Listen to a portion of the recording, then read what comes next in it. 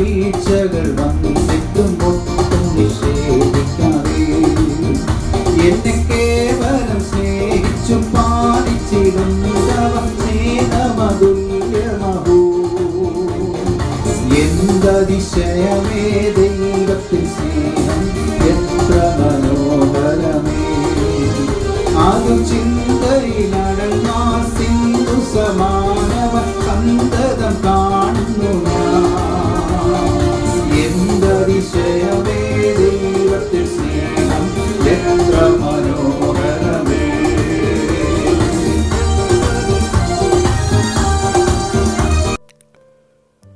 ദൈവനാമത്തിന് മഹത്വമുണ്ടാകട്ടെ. ഇന്നത്തെ പ്രഭാത ധ്യാനത്തിനായി 55-ാം സങ്കീർത്തനം 23-ാം വാക്യം. ദൈവമേ, നീ അവരെ നാശത്തിൻ്റെ കുഴിയിലേക്ക് ഇറക്കും. രക്തപ്രിയവും വഞ്ചനയുമുള്ളവൻ ആയുസ്സിൻ്റെ പകുതിയോളം ജീവിക്കുകയില്ല. ഞാനോ നിന്നിൽ ആശ്രയിക്കും. മനുഷ്യരുടെ ദോഷവും വഞ്ചനയും കണ്ടുകൊണ്ട് നിരാശപ്പെടാതെ ദൈവത്തിൽ പൂർണ്ണമായി ആശ്രയിക്കുക. ദാവീദ് തൻ്റെ ജീവിതത്തിൽ വലിയ വേദനയും വഞ്ചനയും ശത്രുത്വയും നേരിടുന്ന സമയത്താണ് ഈ വാക്കുകൾ പറയുന്നത്. അവൻ്റെ ചുറ്റും ദോഷം ചെയ്യുന്നവർ അനേകരായിരുന്നു.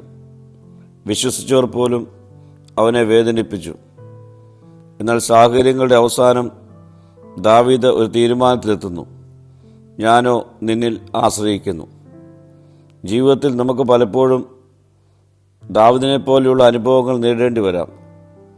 നാം സ്നേഹിച്ചവർ നമ്മെ വേദനിപ്പിച്ചേക്കാം. വിശ്വസിച്ചവർ വഞ്ചിക്കാം.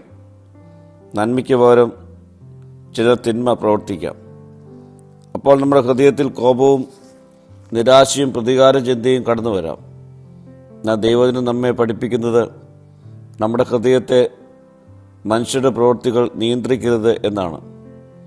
നമ്മുടെ കണ്ണുകൾ മനുഷ്യരിൽ നിന്ന് ദൈവത്തെങ്കിലേക്ക് ഉയർത്തണം. വചനത്തിൽ ദാവീദ് ദൈവത്തോട് പറയുന്നത്, ദൈവമേ, നീ അവരെ നാശത്തിൻ്റെ കുഴിയിലേക്ക് ഇറക്കും എന്നാണ്. ഇവിടെ ദാവീദ് നീതി നടപ്പാക്കുവാനുള്ള അധികാരം ദൈവത്തിൻ്റെ കയ്യിൽ ഏൽപ്പിക്കുന്നു. ദൈവം നീതിമാനായ ന്യായാധിപതിയാണ്.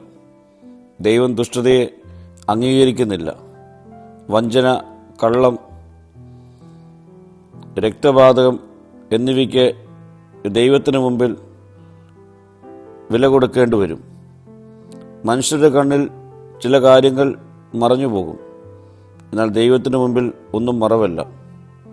എന്നാൽ ഈ വചനത്തിൻ്റെ അവസാനത്തിൽ ദാവീദ് പൂർണ്ണമായി ദൈവത്തിൽ ആശ്രയിക്കുന്നതായി പ്രഖ്യാപിക്കുന്നു.